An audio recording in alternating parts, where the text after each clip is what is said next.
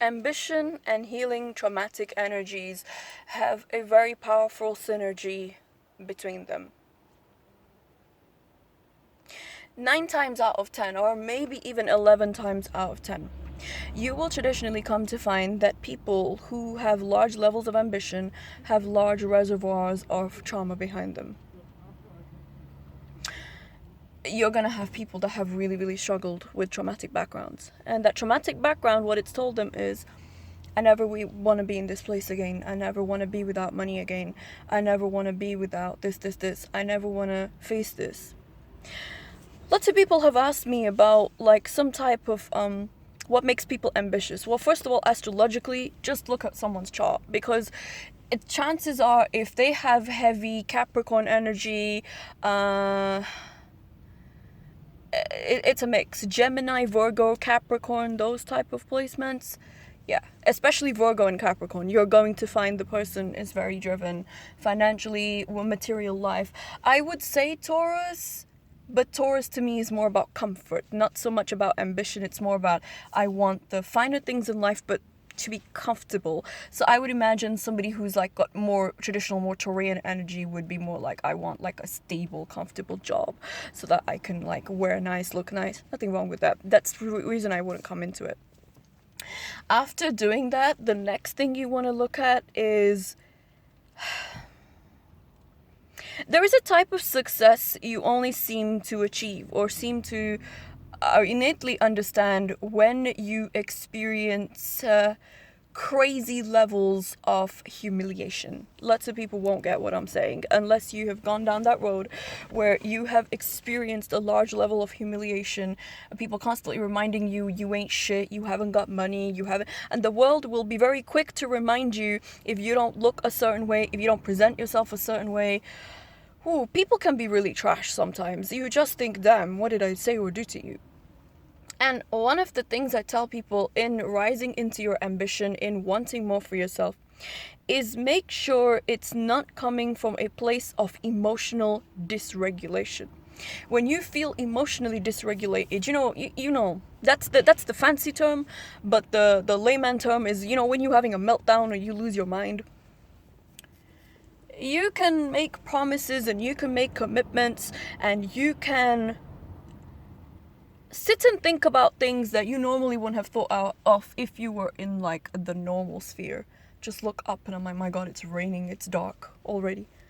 It's like 1:35 in the afternoon and it's dark. Crazy. Ooh, looks like it's snow as well. Yeah, they did say it would snow, of course. So not only is it raining, it's snowing. Yeah. And what's really crazy about the whole situation when I look at people is that you're gonna get to this point in life when it comes to this ambitious situation or whatever's going on. It's that you are going to be very fueled and driven by trauma. And you don't want that.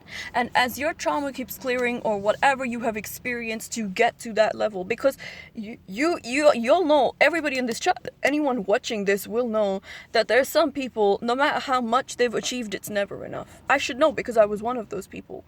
And that was coming from a traumatic based background. I just never ever wanted to feel the way life had left me feeling. And I needed a large amount of money to cover my story is different and I don't want to get into it on this channel or this video, but I needed a large amount of money to cover so many things or to look after myself, or I didn't have much help. Yeah, it's snowing. I have not seen snow in a while. It's snowing. It's snowing. And what's really wild about everything is that you come to find that so many people will keep just pushing and pushing and pushing, and then they're gonna push their body into the hospital. They're not gonna take time out mentally.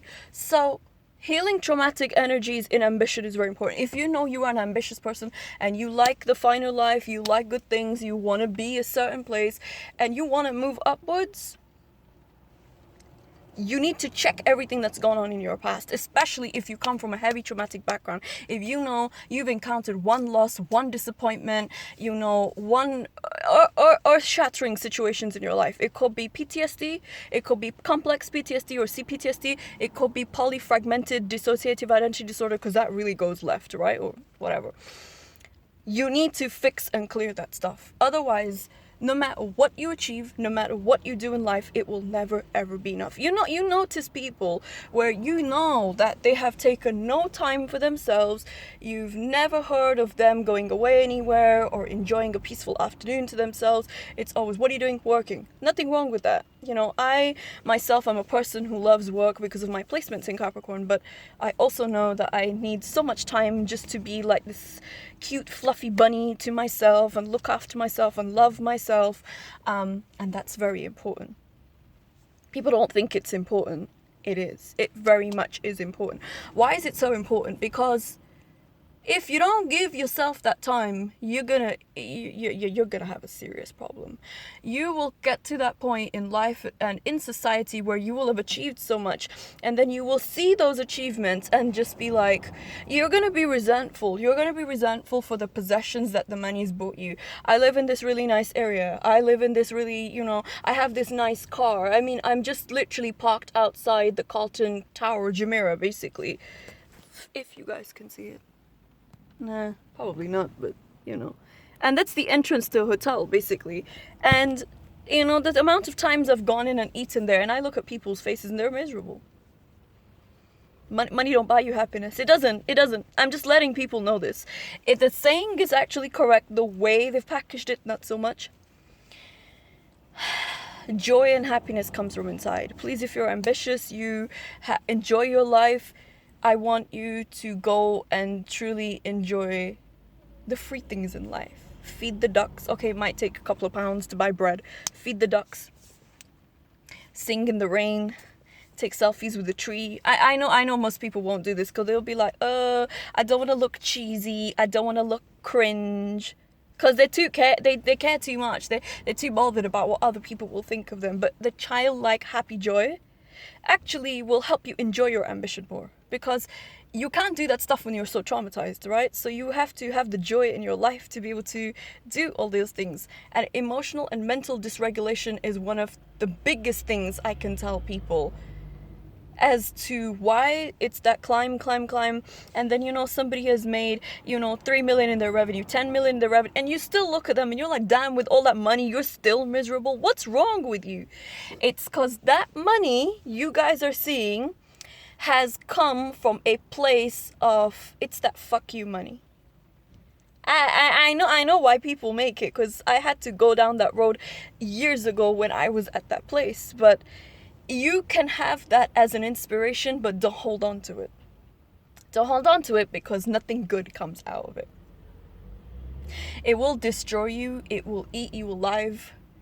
And subconsciously, you won't be able to hold on to your money. There's a lot of people who, you know, they've gone through bullying, and I can understand. It's like a motivator. It's like the humiliation thing I speak about. It's a motivator, right? So they will have got to the point where they want to show people they can do it, to shut them up. That's normal human response, right? And then after they've shut those people up, that shit now becomes their identity. They don't know what bringing in money with happiness means. I have to work all these long hours, and I have to be miserable, and I have to be miserable. And then you hate the money. You hate the money that comes in. You hate the sales you bring in your business. You hate your co-workers. Just the poor things haven't done anything wrong. It's you that hates your life. So, in creating a happy, healthy life for yourself, a happy life where you don't have to constantly look over your shoulder and say, you know, I hate this, or I hate that, or you know, my boss is always miserable, or, you know, I never find good clients. People always have something to gripe about. It's because they're not happy inside. They have lost joy. It's very common to see the salt and pepper marriage of ambition and trauma, because Trauma can often fuel somebody's ambition. It can either cut your ambition finish, it wears you out so much that you are basically lifeless, you are dead, you don't have any spirit inside you, or it will give you the rage to start again. The rage to start again is very good. Don't stay with it. Clear that rage as you keep moving up. Be empowered. Move upwards with it. You can have surges, manic surges, but that's not to do with that's trauma. That's you just need more extra, like that's manic energies to maybe move upwards and do things. Nothing wrong with that.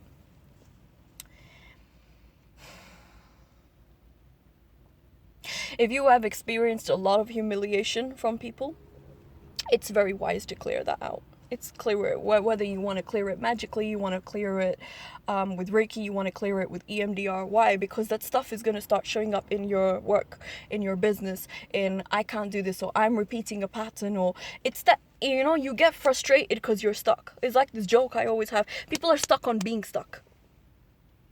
There's a stuckness constantly. They have this stuckness all the time, right? So you want to be ambitious,